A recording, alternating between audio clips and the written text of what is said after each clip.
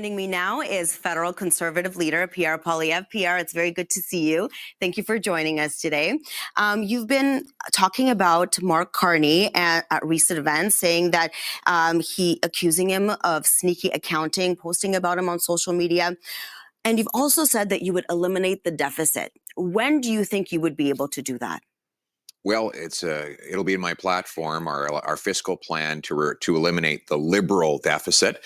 It's funny that you ask about the deficit because remember, 10 years ago, the Liberals promised there would only be three deficits, three small deficits that would boost growth, create investment, and help the middle class. What's been the result? Well, the three deficits became 9 deficits.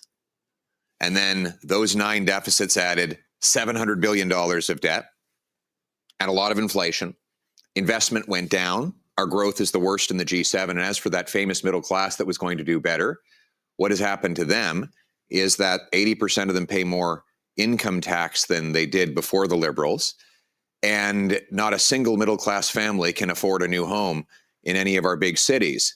Now, Mark Carney is repeating exactly the same promises that Justin Trudeau made. 3 small deficits that he says will be great for the middle class and growth.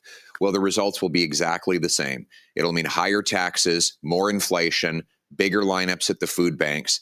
That has been the result over the last 10 years of the Trudeau Liberals and over the last 5 years during which Carney has been Trudeau's economic advisor. So if you want an end to these liberal deficits that have driven up the costs for middle-class families, you have to vote for a real change with a common-sense conservative government, and we're the ones that will deliver it. So if we're talking about a timeline for you to get rid of the deficit, what would that be? Well, the sooner the better. It's a liberal deficit. So we have to get rid of liberal waste. Under Trudeau-Carney, Liberals, they have, for example, added 100,000 public servants. I'll be reducing the number of bureaucrats. They've doubled the budget for corporate welfare. I will be cutting that. They doubled the budget for consultants. I'll be cutting that. I'll be cutting back on foreign aid to bring our money back home to Canada. And I'll impose a dollar for dollar law that requires my ministers find $1 of savings for every new dollar of spending. The latest polling shows that there is narrowing between the Liberals and the Conservatives. Why do you think that is? And do you think that has anything to do with moving away from our Prime Minister, Justin Trudeau, and moving toward a new leader? Well, I think Mr. Carney is a very sneaky guy. He has been Trudeau's economic advisor for the last 5 years. And what has been the result? Housing costs have doubled. Lineups at food banks have doubled. The national debt has doubled. He has helped Justin Trudeau impose the carbon tax and pushed for that tax to go up even more. And now he plans a real sneaky trick. He's going to hide the carbon tax for 2 months right before the election so that it will not appear at the gas station. But after the election's over, he'll bring in a much bigger carbon tax. That's why the people keep calling him Carbon Tax Carney.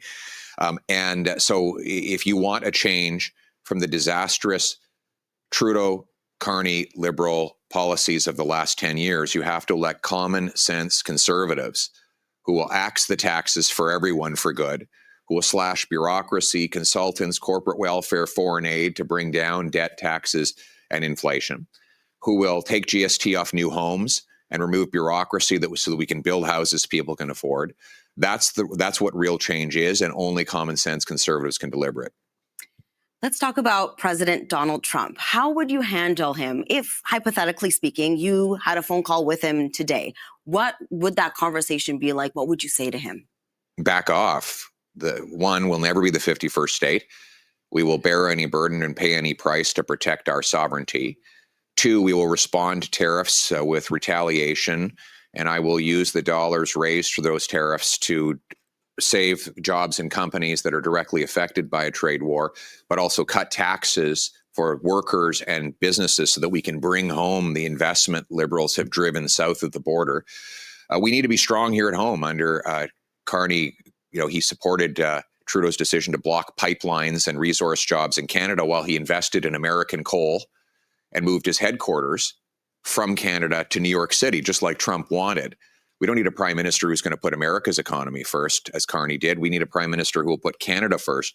That means passing a big, bold, patriotic, bring it home tax cut on work, investment, home building, energy, making stuff in Canada, so we can bring back that investment and become a self-reliant country that rewards its companies for paying high wages, that produces its own resources and trades across Canada.